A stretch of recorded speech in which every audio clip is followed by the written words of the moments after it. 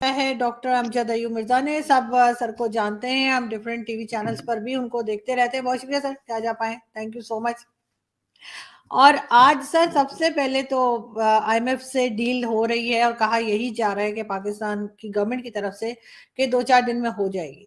अब लोग परेशान हैं, आटे का भी एक आप जानते हैं कि इशू था, अभी तक है काफी हद तक, लेकिन आईएमएफ पे हम बाद में बात करेंगे। पहले हम आटे पे अगर बात करें तो आरएसएस के जो हैं जनरल सेक्रेटरी है मेरा ख्याल है, और कृष्णा गोपाल साहब, उन्होंने कहा है कि जी भारत को पाकिस्तान की मदद करनी चाहिए। आप क्या कहेंगे, आपको लगता है ऐसा होना चाहिए?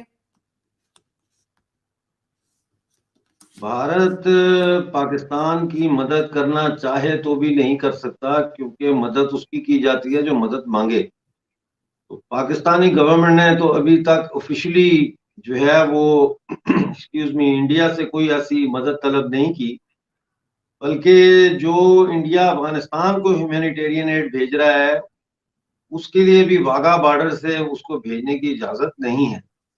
और वो भी जो है ईरान के रास्ते अफगानिस्तान पहुंचाया जा रहा है। तो मुझे नहीं लगता कि भारत ऐसी सूरत हाल में मदद कर सकेगा। जी। लेकिन सर पाकिस्तान से जो है आप जानते हैं कि इतना आसान नहीं है पाकिस्तान की गवर्नमेंट या एस्टेब्लिशमेंट के लिए कि वो भारत से बाकायदा तौर पे कहें कि हमें मदद चाहिए। लेकिन जो हालत यहाँ पर लोगों की है, जिस तरह से आटा और दूसरी चीजों की परेशानी है, तो एक पड़ोसी के तौर पे बगैर कहे भी मदद की जा सकती है। ऐसा नहीं है कि पाकिस्तान मांगेगा तभी मदद करेंगे। हम लोग खुद भी अगर किसी को देखते हैं कि किसी को जरूरत है, तो अगर हो पाता है तो खुद भी इंसान कर लेता है। और पाकिस्तान कैसे देखें कहेगा, वो तो दुश्मन कहते देखें रहते हैं हर वक्त। जी। देखें इस वक्त जो है ना वो पाकिस्तान की भूखी अवाम और भारत की मदद के दरमियान आपकी पाकिस्तानी मिलिट्री एस्टेब्लिशमेंट की अना जो है ना वो रुकावट है, और कोई चीज रुकावट नहीं है। भारत ने हमेशा मदद की है हमसाय ममालिक की, आपके सामने है। आज आप सुनती हैं कि श्रीलंका के हालात खराब हैं या श्रीलंका में ये हो गया या वो हो गया, उन्होंने उठा लिया, उसको संभाल लिया है।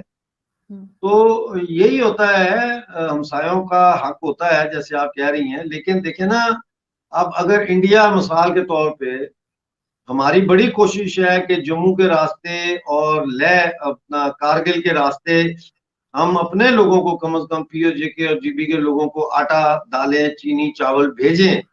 लेकिन जब बॉर्डर ही नहीं वो खोल रहे तो हम कैसे भेजें? तो इसलिए ये कहना कि इंडिया का फर्ज है या इंडिया को करना चाहिए, इससे पहले इनको अपने गिरेबान में आपको झांकना चाहिए कि आपके घर में क्या रुकावट है जिसकी वजह से आपके हमसाए, जिनके यहाँ हर चीज सरप्लस में है, गेहूं, चीनी, दालें, हर चीज वहां सरप्लस में, उनकी जरूरत से ज्यादा है।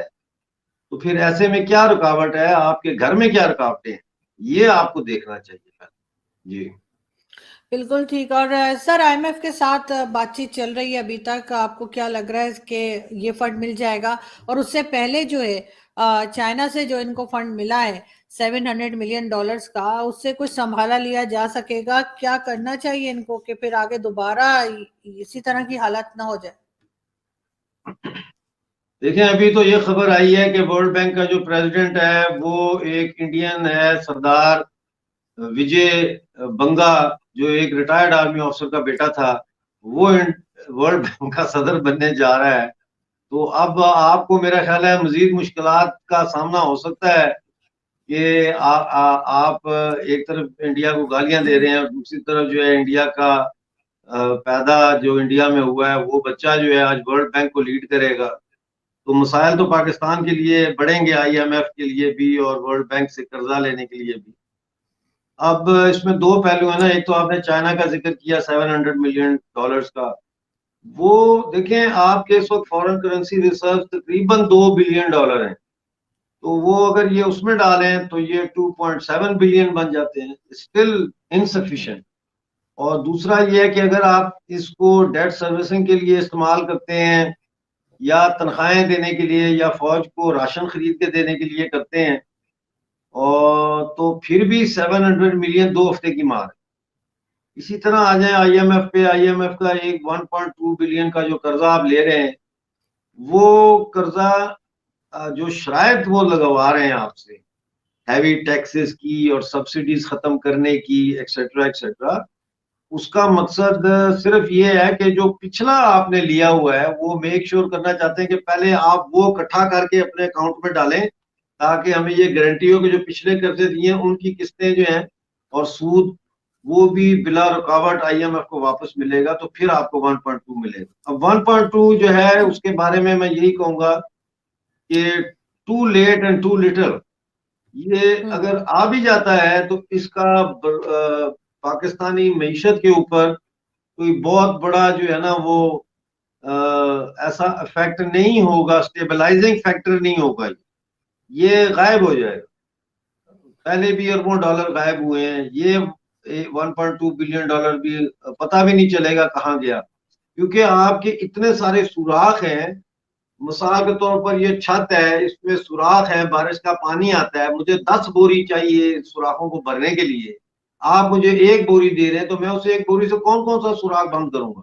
नतीजा ये होगा कि इधर से मैं उनको सुराखों को बंद करूंगा तो कुछ देर के बाद वो सुराख फिर वहां से पानी निकलना शुरू हो जाएगा, थोड़ा थोड़ा सीमेंट लगाऊंगा तो इसलिए सर ये ये तो हाँ। सर ये तो कह रहे हैं कि अपने खर्चे कम करेंगे और कई तरह के इन्होंने अनाउंसमेंट भी की हैं कि जिसमें मिनिस्टर्स के खर्चे भी कम किए जाएंगे और यहाँ तक कि फौज के भी खर्चे कम करने की बात की जा रही है, तो थोड़ा बहुत मेरे ख्याल में मैनेज करने की कोशिश तो कर रहे हैं ये।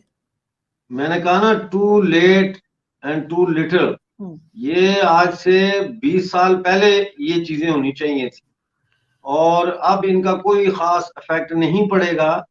और ये कितना बचा लेंगे? 100 बिलियन रुपीज, चलो फॉर एग्जांपल अगर ये मिसाल के तौर पर बचा लेते हैं तो what is 100 billion rupees? It's nothing. इस तरह से नहीं होता ये।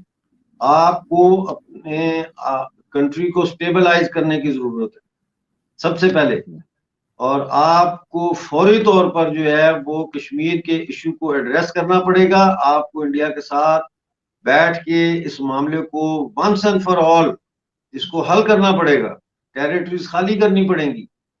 और इसके साथ साथ आपको जो ये आपके कॉन्स्टिट्यूशन में जो लिखा हुआ है कि इस्लाम जो है वो हमारा सरकारी दीन है, इसको निकालना पड़ेगा। मजहब किसी भी रियासत का सरकारी दीन नहीं हो सकता। आज की दुनिया तजारत की दुनिया है, आज की दुनिया वो नहीं है आज से 2000 साल पहले की दुनिया जहाँ क्रूसेडर, या 1000 साल पहले की दुनिया जहाँ क्रूसेडर्स एक तरफ से आते थे और तुर्क जो है वो दूसरी तरफ से इस्लाम का झंडा लेके आते थे और जंगें होती थी। आज का दौर तजारत का दौर है, आज का दौर फरावानी का दौर है, और फरावानी के दौर में आपके यहाँ क्या पड़ा हुआ है? आपके जेब में पैसे नहीं है, तो there is something seriously wrong in your approach towards not only national issues but international, global and regional, most importantly regional issues. So you have to go back to the drawing board and start all over again. Ji.